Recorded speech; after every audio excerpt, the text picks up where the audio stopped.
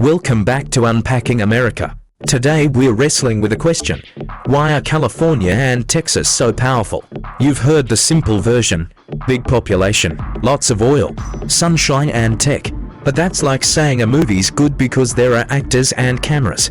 It misses the plot twist.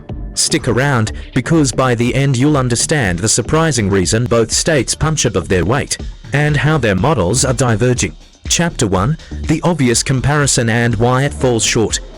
Let's start with what everyone knows. California is huge.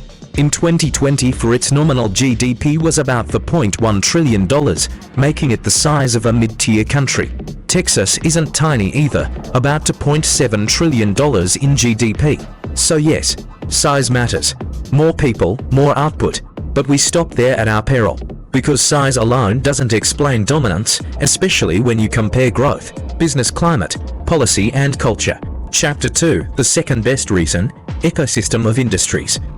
Most folks think the top reason is something flashy like Silicon Valley tech or oil wells in Texas. But I'm going to flip that. They're actually second in my hierarchy.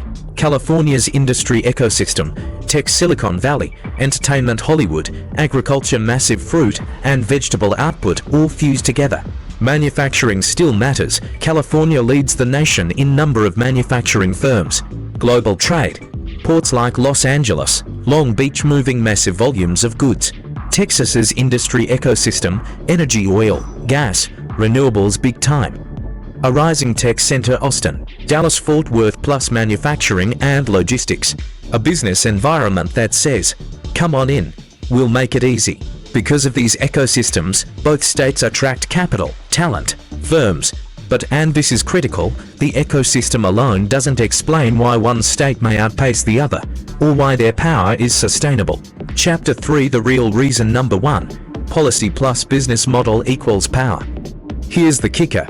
What really elevates both states is how their governments, culture and business climate combine, and they do so in very different ways. California's model, big economy, big state government presence. According to research, California's state and local spending is about 20% of its GDP compared to 15% in Texas. High taxes, income plus capital gains, but also high investment in innovation, human capital, infrastructure.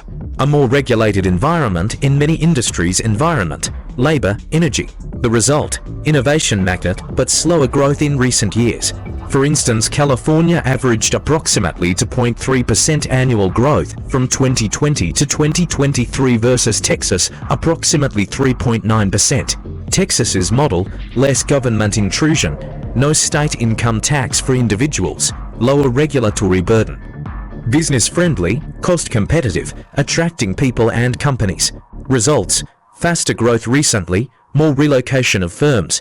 So what we see, policy plus business climate equals momentum. California has deep momentum, Texas has accelerating momentum. Chapter 4, why that matters for America and you. Because when a state has the right model, it becomes a draw for talent, firms, capital, and that draws further momentum, a virtuous cycle. Why it matters. These states wield national influence. Their output dwarfs most countries. California alone is comparable to some G20 nations. Policy experiments in these states ripple out. What happens in California often becomes a model for progressive states. What happens in Texas becomes a model for pro-business migration states.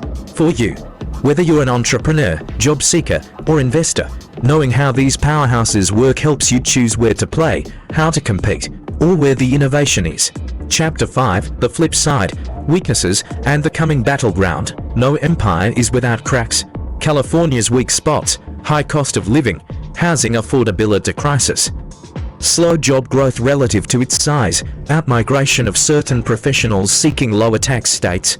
Texas's weak spots, quality of life issues, infrastructure, environmental regulation, social services, which could bite as the state grows. Rapid growth means scaling problems, transport, grid, urban sprawl. A business model driven by low tax, low friction may face limits if global economy shifts. For example, AI, clean energy, climate policy demand more regulation or investment. So, the next decade becomes a battle of sustainability versus agility. Will California's big model hold up? Will Texas maintain its growth edge? Or will another state leap in? So there you have it, California and Texas aren't powerful just because of sunshine and oil.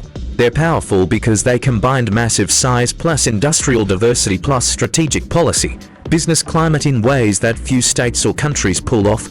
California leads by depth, Texas leads by momentum.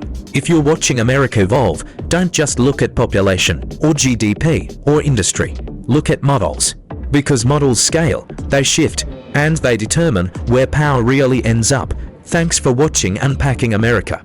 If you found this insightful, click subscribe, hit that bell, and tell me in the comments, which state's model do you bet on for the next decade? California's big investments or Texas's growth machine?